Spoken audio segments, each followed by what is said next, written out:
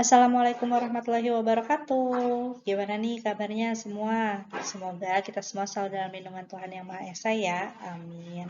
Oke, kali ini kita akan masuk ke dalam materi baru, yaitu materi tentang keamanan toko dan meminimalkan resiko kerugian. Dengan tujuan pembelajaran, yaitu agar kita dapat melakukan keamanan dan meminimalkan resiko kerugian sesuai dengan SOP produk drink, food, fresh, dan kosmetik di supermarket, fashion, dan sport.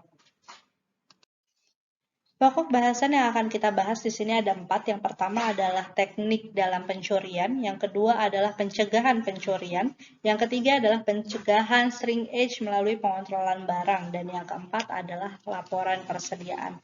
Nah, untuk video kali ini kita akan membahas 2 pokok bahasan teratas. Yang pertama adalah teknik dalam pencurian dan yang kedua adalah pencegahan pencurian. Yuk disimak. Oke, sebelum kita masuk ke dalam materi, Ibu mau menjelaskan sedikit. Jadi pramuniaga itu tidak hanya diajarkan tentang bagaimana cara mencatat barang datang, barang keluar, membuat surat barang datang, membuat surat barang keluar, lalu mendisplay produk, tetapi pramuniaga juga diajarkan bagaimana sih cara menganalisis pencurian jika dilakukan oleh konsumen ataupun karyawan sendiri. Lalu bagaimana solusinya jika hal itu terjadi di toko kalian? Kayak gitu. Nah, sekarang kita masuk ke dalam materi. Kita pelajari benar-benar nih bagaimana sih teknik dalam pencurian, lalu bagaimana nanti solusinya gitu ya, dipahami ya. Oke, untuk teknik dalam pencurian, di sini teknik yang dilakukan pencurian biasanya seperti di bawah ini. Maka kita harus mengetahui agar kita dapat lebih mudah memantau produk dari orang seperti yang pertama adalah debosser. Debosser ini adalah biasanya menggunakan kantong ataupun kotak yang disembunyikan dalam baju di mana barang yang dicuri bisa didorong secara berurut dalam kantong ataupun kotak tersebut. Lalu yang kedua adalah the diverter. Dilakukan secara berkelompok, di mana ada yang mengalihkan perhatian karyawan toko serta rekannya melakukan pencurian. Misalnya adalah mengajak ngobrol, menarik perhatian, ataupun meminta sesuatu sehingga karyawan harus mengambilkan barang tersebut di tempat lain ataupun di gudang. Selanjutnya yang ketiga adalah the blocker. The blocker ini adalah menghalangi pandangan karyawan ataupun pantauan kamera saat rekannya melakukan pencurian. Yang keempat adalah the sweeper. The sweeper ini adalah menyapu bersih semua barang sehingga terkesan toko tidak menjual ataupun stoknya kosong. Selanjutnya, teknik pencurian yang lain adalah the walker. The walker ini adalah meletakkan barang curian di antara kedua paha, biasanya menyamarkan sedang hamil. Yang keenam adalah the wearer, yaitu barang-barang yang dicuri langsung dipakai ataupun dimakan. Bisa ada pengamanan dibuang secara, bila ada pengamanan, misalkan kayak ada bandrolnya gitu ya, itu dibuang secara paksa. Selanjutnya adalah carrier lock, yaitu mengambil barang dengan jumlah besar dengan menunjukkan bukti pembayaran palsu dan melewati kasir seakan-akan barangnya telah dibayar. Selanjutnya adalah price changer, yaitu mengubah label harga dari yang mahal ke yang murah. Itu adalah teknik dalam pencurian. Selanjutnya adalah pencegahan pencurian. Jadi untuk mencegah agar tidak terjadi pencurian barang dalam toko, maka pihak toko dapat melakukan tindakan pencegahan sebagai berikut. Yang pertama adalah menggunakan CCTV. Monitor dipasang di area toko minimarket ataupun supermarket sehingga bisa digunakan untuk pengawasan. Selanjutnya adalah memasang stiker yang memberitahukan bahwa toko ataupun minimarket diawasi oleh CCTV. Yang ketiga adalah apabila memungkinkan, maka konsumen harus menitip jaket dan barang bawaan di tempat khusus. Lalu yang keempat, pada jam ramai antara pukul setengah 12 sampai dengan jam 1 dan jam 5 sore sampai dengan jam 8 malam, tempatkan pegawai pada lorong barang-barang yang rawan hilang. Selanjutnya yang kelima adalah barang-barang dengan nilai yang mahal dipajang pada rak di belakang kasir. Selanjutnya yang keenam, yaitu barang yang didisplay di rak hanya merupakan gimmick saja ataupun bungkus saja. Yang selanjutnya adalah berikan SOP pada pegawai untuk selalu memberi sapa kepada setiap konsumen yang masuk toko minimarket ataupun supermarket atau berpapasan di rak.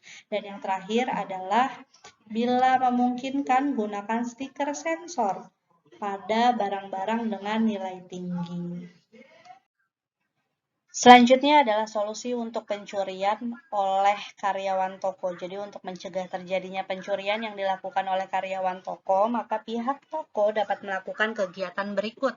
Yang pertama adalah gunakan sistem scanner dan barcode pada kasir.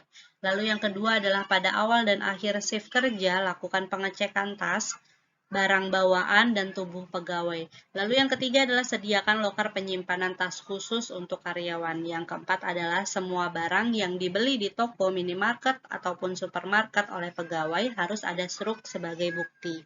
Selanjutnya adalah selalu lakukan rotasi pada orang-orang dalam shift. Yang keenam adalah tetapkan kapasitas maksimal display sehingga bisa ada barang yang berkurang.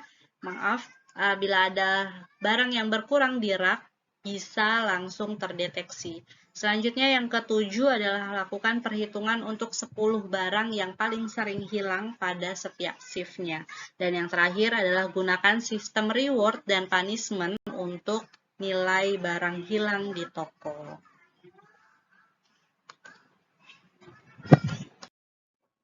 Selanjutnya adalah untuk mencegah terjadinya pencurian yang dilakukan oleh sindikat pencuri. Maka pihak toko dapat melakukan kegiatan berikut. Yang pertama adalah menggunakan sistem kamera, cermin, label elektronik, dan tanda pemberitahuan. Lalu yang kedua adalah kunci pintu tidak boleh dipegang oleh satu orang, sebaiknya disebar ke 2 orang dengan jabatan yang berbeda. Yang ketiga adalah pastikan standar SOP untuk pencuri toko minimarket ataupun supermarket.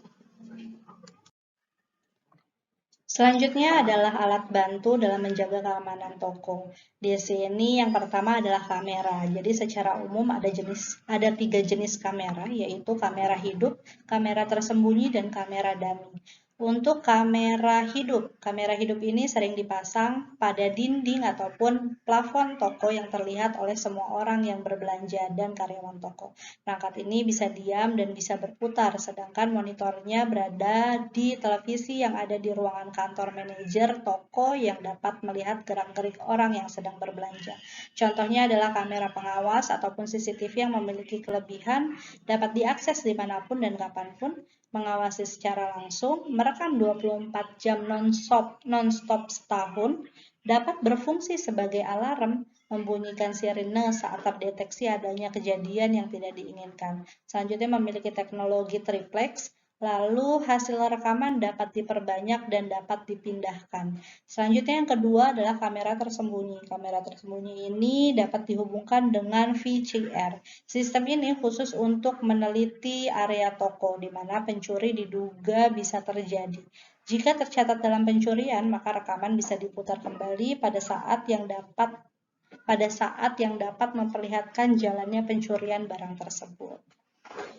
Selanjutnya yang ketiga adalah kamera dummy ataupun dummy kamera. Dummy kamera ini harganya tidak mahal yang bisa dipakai di toko kecil. Kamera ini semata-mata merupakan kamera bohong-bohongan. Jadi cuman kayak ya dummy-nya kamera lah ya.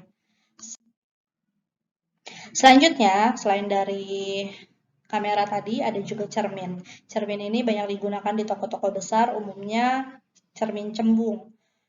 Diletakkan di posisi tertentu yang strategis. Lalu yang selanjutnya adalah label elektronik. Nah, di sini dipasang pada barang yang berbentuk RFID ataupun radio frequency identification. Biasanya dipasang di sepatu, baju, dan celana. Jika dicuri ataupun dibawa keluar toko, maka akan berbunyi alarmnya.